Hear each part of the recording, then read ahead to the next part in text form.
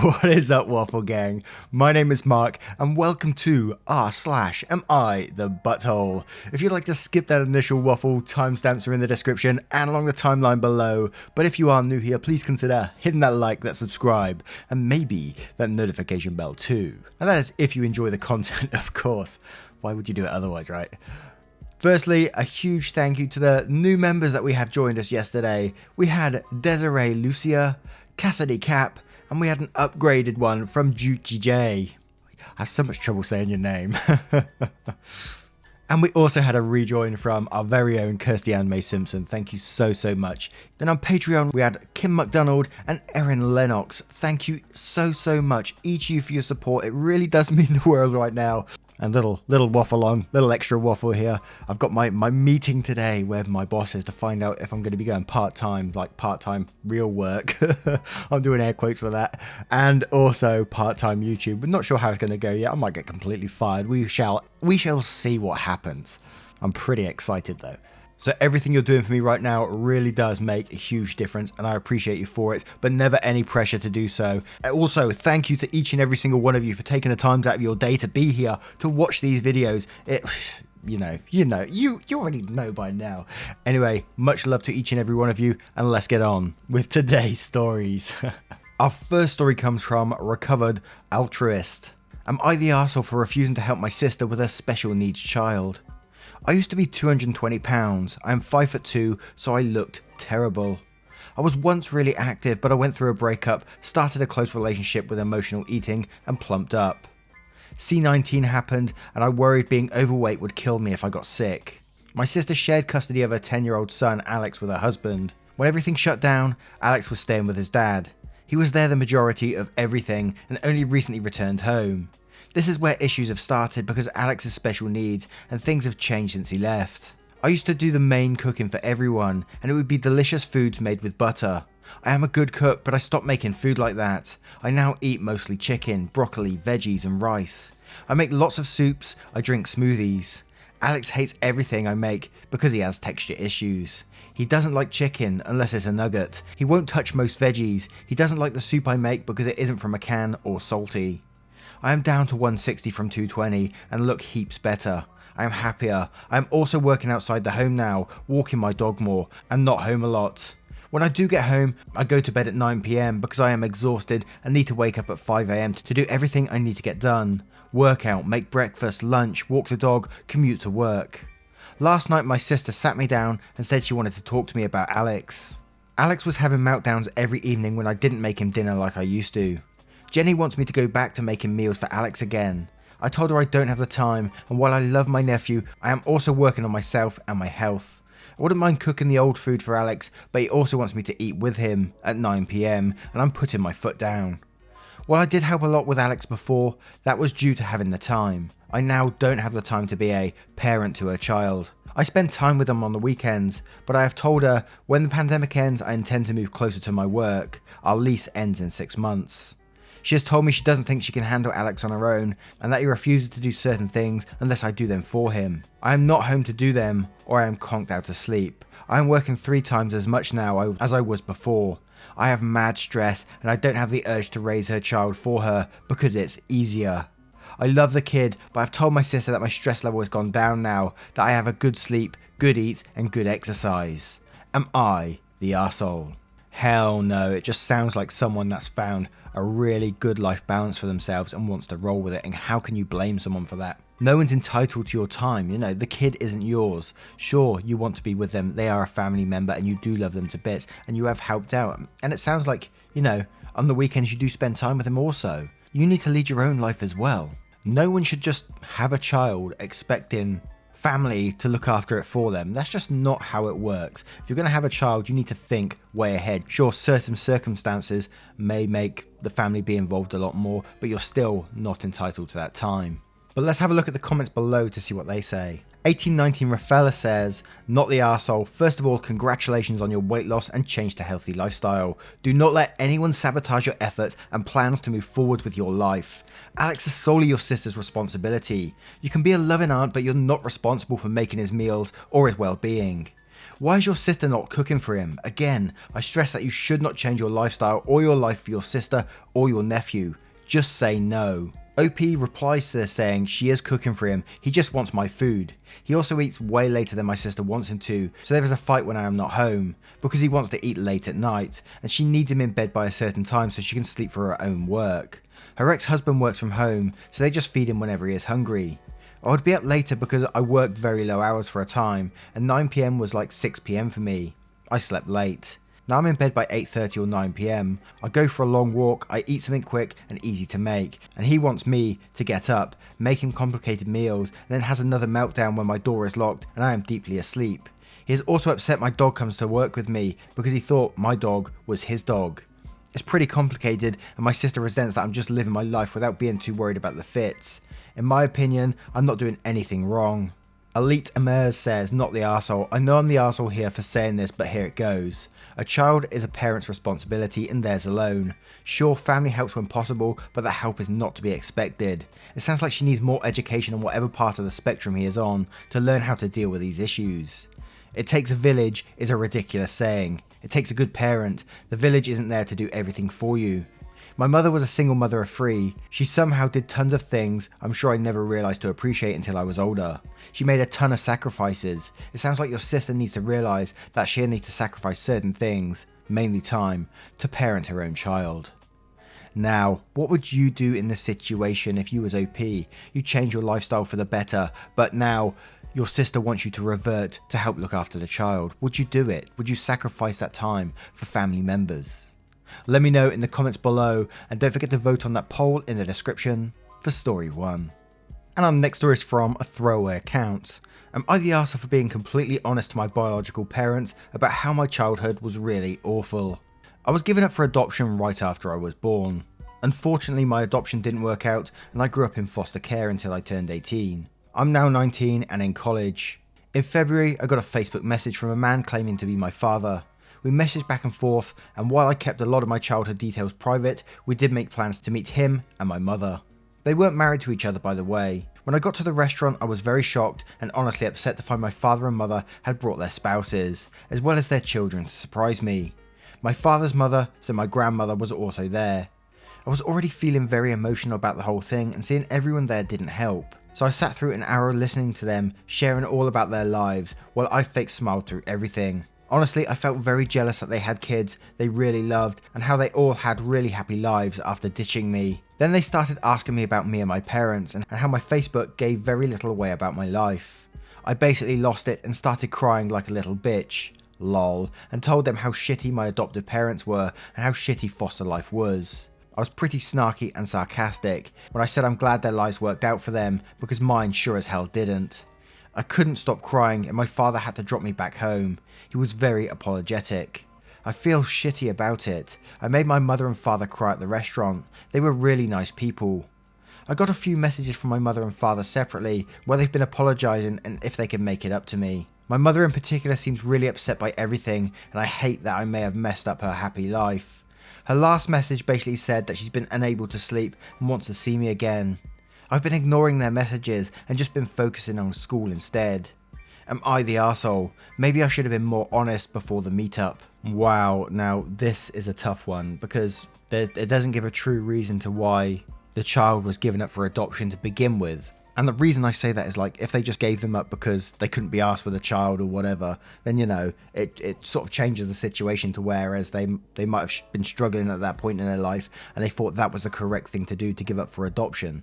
Which again creates a different scenario. I think it does anyway. I might be totally wrong there. I'm just trying to think it out. But trying to put myself in OP's shoes, and I know it's impossible, but trying to like think that I was given up at birth and, you know, you've probably been told all your life something around the lines of like, it was probably the best thing for you at the time, you know, you wouldn't have had a good life growing up and all these kinds of reasons. And then for your parents to get in contact with you to meet you at the restaurant and bring all their family along, all this massive happy family. And then you're sat there knowing that you potentially lost all these years being part of a happy family. Although, you know, it could have been very different if you did stay with these parents to begin with. But that initial meeting is like, whoa, overwhelming. Look, everyone's happy here. They're telling us great stories about them growing up and all this kind of thing. And then you're like, I've had a shit life all these years. How is that fair? And surely the parents should have known. I know they were probably excited and wanted to surprise you and get you part of the family again and all this kind of thing, but they should have known. Surely this is common sense. This is a very personal, private thing. You don't just take everyone, come on family, let's go meet someone that we haven't seen for 18 years. This is a private thing, and surely you must realise that it's going to be overwhelming for that person. So I'm going to say not the arsehole in this situation because, you know, I can't blame you for breaking down in the restaurant after everyone's telling you this. I think you need to tell them the truth. They chose to bring everyone to that restaurant, so everyone should see it. And that's just my opinion, which might be wrong. You know, it's very, very much verging on a no one's the arsehole here too. Not the arsehole, but I'm definitely going to go not the arsehole to you because I think your parents, for what they did by bringing the whole family in, you know, was not great. But let's have a look at the comments below to see what they say. Leaf Pankowski says, no one's an arsehole here. You have a right to your life, and they probably spent the last 19 years clinging to the idea that you had a better life than they could give you. Being hit by the reality that their happiness has now built the opportunities they had by condemning you to misery has probably hurt them quite a bit, but that's not your fault. The Judgy Witch says, in quote, when I got to the restaurant I was very shocked and honestly upset to find out my father and mother had brought their spouses, as well as their children to surprise me. My father's mother, so my grandmother, was also there. Then says not the arsehole, bringing their families with them must have felt like a kick on the teeth because it was a glimpse of something you never had. It was too much, too soon. I completely understand why this was overwhelming. Ellis Bell says, hey, I hope you're alright. This sounds massively complex and as if there is a lot of trauma. I don't think this is a case for this sub, but please reach out to a friend. Maybe your uni campus has a psychologist you could speak to. Wishing you all the best, an internet stranger. Goag says, not the arsehole, you were completely blindsided and I don't understand how your birth givers couldn't foresee that being an overwhelming and totally inappropriate thing to spring on a child they fucking abandoned. Glad they were apologetic about it. Before you reach out, consider what you want from your relationship with them and how seeing them makes you feel. It might be best to talk one-on-one only for a while, or maybe to even write to each other. You get to choose how you make your own family and at what pace. And Jabba in Blue Jean says, your birth parents made a mistake by surprising you with their extended families. You were rightfully upset by this. It doesn't sound like they did it maliciously, and they have both apologised for it. Your feelings of resentment and abandonment are absolutely valid. You are right to be honest with them about your childhood and your feelings towards them. There are no arseholes here. Now, what do you think about the situation? It is so complex. And I can see sort of the excitement from like the parents wanting to surprise and sort of maybe getting back part of this family, but also from OP, you know, being totally overwhelmed over the situation and totally breaking down from it. But what do you guys think of the situation? Let me know in the comments below, and don't forget to vote on that poll in the description for story 2. And our next story is from Bad Blood. Am I the arsehole for kicking my boyfriend out? I, 27 female, moved in with my boyfriend, 25 male, a few years ago because I don't get along with my parents. Both of our names are on the lease, just so you guys know. I have 2 younger siblings, one who is irrelevant to the story, and Sarah, 19 female. Sarah recently asked me if she can move in with my boyfriend and I because our parents were being unreasonable. I talked with my boyfriend, he agreed, and she moved in about 2 weeks ago. Things have been fine, although I have noticed my boyfriend has started to avoid my sister at all costs. My sister said this makes her feel bad, so I sat my boyfriend down and told him to stop because it was upsetting to my sister, but I noticed that he hasn't stopped. Today I arrived home and my boyfriend and sister were arguing. I got between them and demanded to know what was wrong. My boyfriend started talking about how my sister had made unwanted advances towards him and was peeping in on him when he was changing. My sister was close to tears and denied the allegations. I could tell my sister was upset and she is not a liar. So I told my boyfriend that until I made up my mind on who to trust, then he was going to have to stay at a friend's house while I sorted out my feelings. He got angry and said that it was his apartment first, so I had no right to kick him out. I threatened to leave with my sister if he didn't, and that seemed to knock sense into him. He packed a bag and left, probably to a friend's house. Well, I sat down with my sister, but she still denied anything. I called my boyfriend to tell him that I needed for him to stay away for a few days while I got everything sorted, and he just went off, yelling about how I had no right and that my sister was in the wrong, until I just hung up because I didn't want to fight. But the longer we go without talking, the more I feel bad for kicking him out. Am I the arsehole? You know, this only happened from the moment your sister moved in. He sounded like he was pretty cool with her to even let her move in beforehand, so the issue wasn't there until she moved in. So then something happened, right? Then you immediately took your sister's side, saying she is not a liar. So that you're just accusing immediately that your boyfriend is a liar. So that does make you an arsehole just there and then. And if you noticed that he was avoiding your sister beforehand, and you just told him to stop doing it because it's making her upset, why didn't you probe deeper into it? Why didn't you ask him why he's avoiding her, rather than just saying, you need to stop doing that? And it's like, what are you expecting the sister to say? You expect them to say, yeah, I was creeping on your boyfriend. Of course she's going to lie. Well, we don't know all the details of the story, but that's the way it's coming across to me. You know, the boyfriend was cool with her before she moved in, and he was happy for her to move in by the sounds of it. Then as soon as she moved in, some conflict happens, and you immediately took your sister's side and kicked him out. So in my opinion, that does make you the arsehole in this situation. But let's have a look at the comments below to see if I'm wrong. Wolf and Bro says, you're the arsehole. Instead of trying to talk to him about why he's avoiding her, you just told him to stop avoiding her. It's obvious that there was a problem and you just didn't want to deal with it and hoped it would go away. Then it blew up and you kicked him out. You say you believe your sister because she isn't a liar. Is your boyfriend a liar? Do you have reason not to believe him? He was avoiding her for some reason. You just didn't bother to find out why. Bacon, Egg and Cheese says, you're the arsehole. You should have been the one to leave while you figured stuff out. You have no proof he did anything wrong. If your sister had made the allegation that your boyfriend hit on her, would you have kicked your sister out? Jeep Naked says, you're the arsehole, so what are you going to do if your sister was creeping? Also, sounds like you guys are probably done. A Tyrannosaurus Rex says, you're the arsehole, your boyfriend confided in you in something incredibly shitty that happened, and you immediately took your sister's side and kicked him out without even entertaining that your sister was wrong. How exactly did you plan to sort it out without him? You're intentionally trying to look at one side of the story. You labelled him as a liar before you even sorted anything out. Is he now guilty until proven innocent? What you did is absolutely illegal and is a testament to your boyfriend's character. He's on the lease and pays rent. He's entitled to be in his own house, but ate the bullet so you wouldn't have to. If your boyfriend's best friend had tried to force themselves on you and you told him, what would you hope his reaction was? Would you expect him to kick you out because his best friend doesn't lie? Or would you expect him to support you and have your back while you tried to find the truth in that moment? Compare that to what you did. You abandoned him and didn't even bother to find the truth. He did you a favour by agreeing to let your sister move in. Now your boyfriend knows he can't count on you to protect him and support him when he needs it. I don't say this lightly, but I know if this relationship is even worth saving, considering the scale of betrayal involved. Either he lied to you in a petty attempt to manipulate you in a horrible way, or he was essentially sexually assaulted by your sister and you kicked him to the curb. In either case, the offending party should be kicked to the curb. Now, what would you do if you was in that situation, if you was the boyfriend? Would you even get back with OP for what she did? And what do you think OP should do? Let us know in the comments below, and don't forget to vote on that poll in the description for story 3. And our next story is from Redmont. Am I the arsehole for wanting an apology for my friend's daughter's behaviour? So this happened right before COVID, and my friend still hasn't talked to me since. So I, 26 female, had acquired a free hotel stay at a hotel with a swim park. I invited my friend, 27 female, and her kids, 5 female and 10 female, to come stay there with me for the night so we could all swim at the swim park together.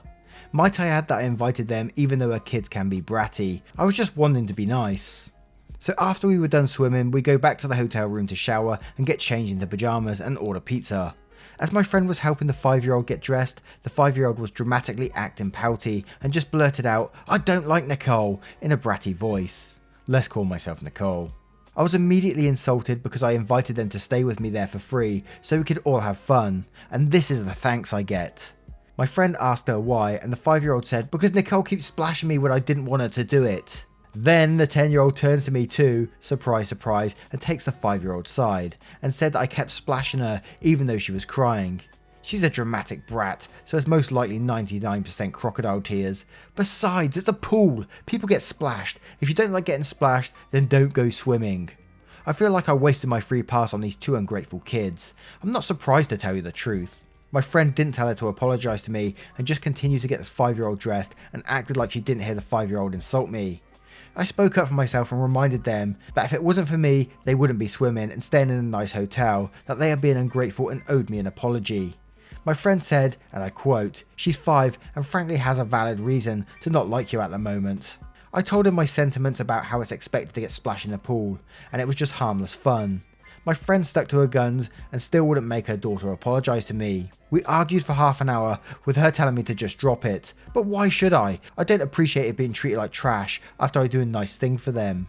I then told her I was going to drive home, leaving them there to figure out how to get home. No Uber in that town, since I drove them there with my car and my gas money, because I was just done being used and treated like trash. If it were up to me, I wouldn't have shared my pizza with them either, but to be fair, my friend paid for half of it. We ended up just going to bed. When we got up the next day, we were barely speaking and I drove them home. We haven't spoken since, so am I the arsehole in all this, or is she for not making a kid apologise? Now, how do I put this? You're getting upset with a 5-year-old. 5-year-olds don't care what they say at their age. They don't have any filter. I remember some years back when I used to have like mild acne on the top of my head. I don't anymore, but I used to have it. And you know, you got to your niece and nephew and they go, "Why's your head full of spots?" You're just like, oh, fuck. But you don't get offended by it. You just explain to them. A lot of the time they're curious and all that sort of thing. But yeah, not in this situation. Obviously, they're just upset that they've been splashed and they don't like them anymore. They're 5 years old. They change their mood by the second. And for you to get upset and then like threaten to abandon them and find their own way back when you know damn well there's no Uber in the town either. You just sound, the whole post just sounds so like manipulative. Like, I gave them this, so they should do exactly what I want and act the way I want them to. Ugh, man. I can see why she's not talking to you anymore. And they just speak their... Sorry, I'm going back onto it. They just speak their feelings. 5-year-olds just speak their feelings. They don't care. And what are you going to do? Reprimand them because they're speaking their feelings. They don't like you because you splashed them. Turn round to the 5-year-olds and say, "I'm really sorry I splashed you. Can we be friends again?" That simple. Yes, you're the arsehole in this situation. Let's go to the comments below and see what they say. Blood Lady says you're the arsehole for making a child uncomfortable and saying it was her fault. You seem controlling and manipulative to your friend. Tiberius Clangy says you're the arsehole. Kids tend to have no filter. If they say they don't like you, it's almost always because you're not being nice to them. If they both say they don't like you, it's definitely because you're not being nice to them. If they don't like being splashed, just don't splash them. Simple, right? Kids are people, and you'll find you'll get along with them a lot better if you treat them as such. My 5-year-old loves to swim in the pool, but absolutely hates being splashed. Can you guess what I do about it? Don't worry, I'll tell you. I don't fucking splash him.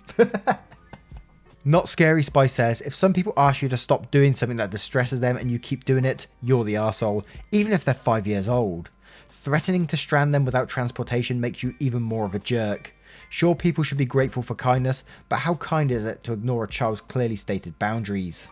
I don't know what I'm doing here says you're the arsehole. She's 5 and your whole attitude about how they should be grateful and practically kissing your feet is sad.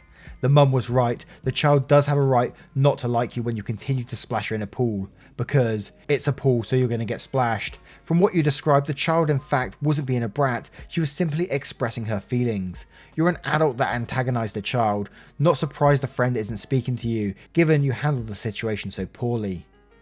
Now, what would you do in this situation? If you was the parent of the 5-year-old, you had this person getting upset at you and saying, "Oh yeah, I brought you here," and all this kind of stuff. How would you deal with it? Let me know in the comments below, and don't forget to vote on that poll in the description for story 4. Once again guys, thank you for being here today. I hope you have enjoyed today's stories, and just to say, you guys have been absolutely amazing. Not just today, not just yesterday, just in general, you guys are absolutely amazing. So thank you so much for your support. I hope to see you in the next one if you enjoyed it, and yeah, take care. Much love guys.